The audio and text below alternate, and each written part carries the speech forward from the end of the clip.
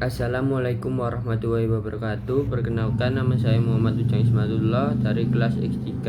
Di sini saya akan menjelaskan tentang proses geologi dan perubahan bentang alam. Tektonisme atau diskolasi dipengaruhi oleh dua gerak, yakni gerak organesa dan gerak epiroganesa. Gerak organesa ialah gerakan perubahannya yang cepat dan wilayahnya yang sempit. Sedangkan gerak epiroganesa gerakan perubahannya yang lambat dan wilayahnya yang luas. Gerak organesa mengakibatkan dua perubahan. Satu, patahan. Dua, lipatan. Patahan terbentuk akibat lapisan batuan yang terlipat patah dan bergeser. Sedangkan lipatan ialah terjadi karena tekanan secara vertikal dan terus-menerus pada lapisan batuan yang lentur. Dua, gerak epiroganesa ini juga mempunyai dua perubahan, yakni epiroganesa positif dan epiroganesa negatif.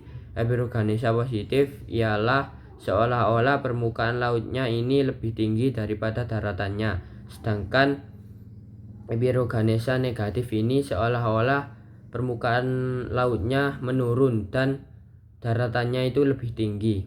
1. Lipatan tegak. Lipatan tegak merupakan lipatan yang memiliki bidang sumbu sejajar atau tegak lurus dengan lipatan lainnya. 2. Lipatan miring merupakan lanjutan dari lipatan tegak yang memperoleh dorongan secara mendatar dan terus-menerus. 3. Lipatan rebahan merupakan lipatan yang memiliki bentuk landai seperti benda atau merebah. Lipatan menggantung ialah lanjutan dari lipatan miring itu dan memperoleh dorongan terus-menerus juga. Lipatan isoklin ialah lipatan yang memiliki bidang sumbu sejajar dengan yang lainnya.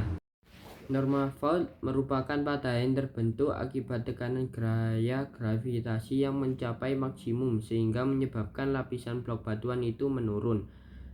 2. Reversive fault. Patahan ini terbentuk akibat pergeseran lapisan blok batuan yang salah satunya bergeser ke bawah dan blok batuan lainnya bergeser ke atas. Strike flip fault merupakan patahan yang terbentuk akibat dorongan secara mendatar ke kiri dan ke kanan. Vulkanisme memiliki dua proses, satu proses intrusi, dua proses ekstrusi. Proses intrusi ini adalah proses magma yang bergerak di dalam atau tidak sampai keluar ke perut bumi, contohnya batolit, batuan sedimen, dan batuan metamorf. Dua, proses ekstrusi adalah proses magma yang bergerak keluar permukaan bumi. Ekstrusi mengalami dua proses, erupsi dan mengeluarkan. A. Erupsi terdiri dari sentral, area, dan linear. Sentral ialah keluarga magma melalui lubang bentuk gunung, sedangkan bagian tersebut akan membentuk muka bumi. Area yakni ledakan yang terjadi pada magma yang dekat permukaan bumi sehingga melelehkan pulau di sekitarnya dan membentuk lubang besar pada permukaan bumi. Linear, magma yang keluar dari retakan kulit bumi. B. Mengeluarkan. Proses ini akan membentuk atau mengeluarkan eklusi atau abu vulkanik, eflata atau batuan-batuan besar, dan lava gunung atau lahar. Gempa bumi tektonik adalah gempa bumi yang disebabkan oleh pergeseran lempeng plat tektonik di lapisan litosfer. Lempengan tektonik adalah batuan yang bersifat elastis sehingga energi yang diterima dari lapisan mantel tersimpan dalam bentuk energi elastis.